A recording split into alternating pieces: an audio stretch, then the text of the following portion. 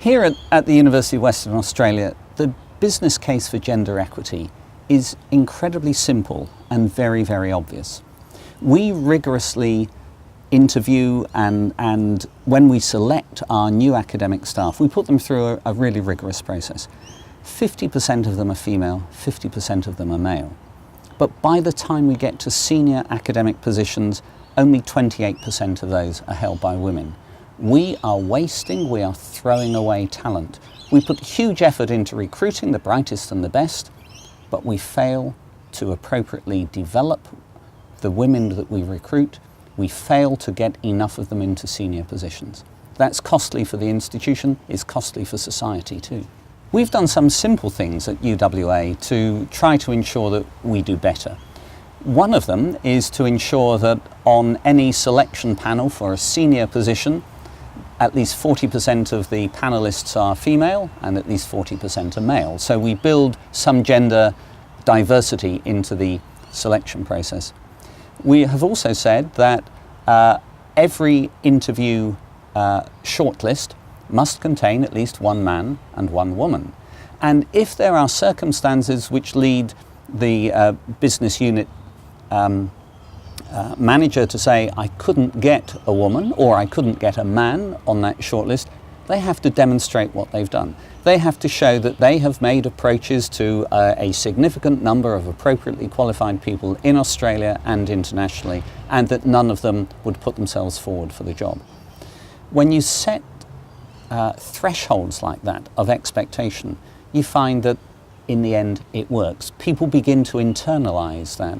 And it means that we end up with women and men on all the shortlists for senior appointments. And indeed, the majority of appointments that I've made in my time here at UWA to senior positions have been to women. Well, I think the game changers here at UWA have been ensuring that we can recruit into senior positions very, very high-performing women with tremendous experience of other organisations. They then provide a cadre of female leaders who can inspire and mentor other women in the organisation. Because here at UWA, I look at the career development of every member of staff being not career development for this organisation, but career development for the entire higher education sector. I want to ensure that every employee at UWA is in a stronger position, personally and professionally, when they leave the university than when they arrived.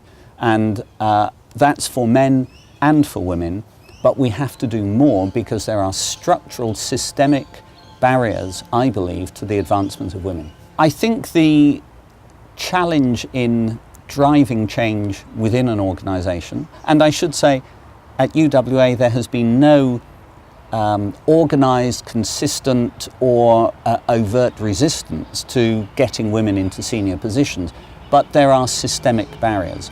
And I think some of the bigger challenges we've had and some of the things that haven't worked so well is when we've said, well, let's provide training programs to try to help women to be more successful in promotion competitions. I believe that sort of training should be available to all staff, but when we can see such a disparity between male and female promotion rates to senior academic positions, we have to recognise that that is systemic. It's not about the individual capabilities of this person or that person.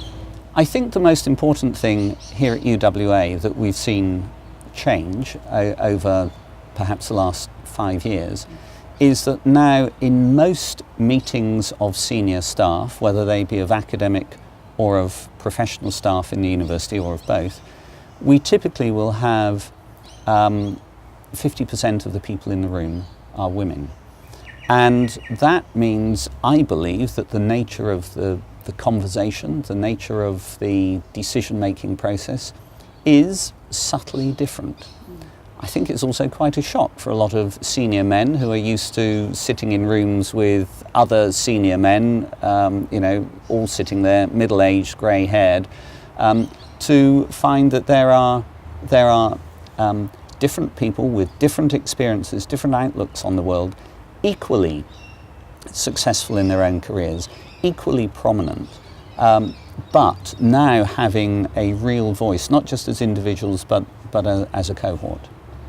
As I've worked here at UWA to try to promote gender equity, and particularly to make sure that women have a much greater opportunity to compete for and gain senior leadership positions, I suppose as I've been driving that, I've also been reflecting on what I would expect in a sense for my daughter when she enters the world of work. She's in high school at present, and also reflecting on the opportunities that I see, the opportunities that have been missed by many women that I know, and I suppose the expectation that women who are seeking advancement in whatever their profession need to make choices and sacrifices that men don't need to face up to. That's inequitable, and that's what we have to change. And we can do that step by step, little by little, organisation by organisation. If we manage that, I think we'll end up with actually a better society, a society in which everyone is equally valued for their talents and their capabilities, but we'll also end up with actually a more efficient and effective economy.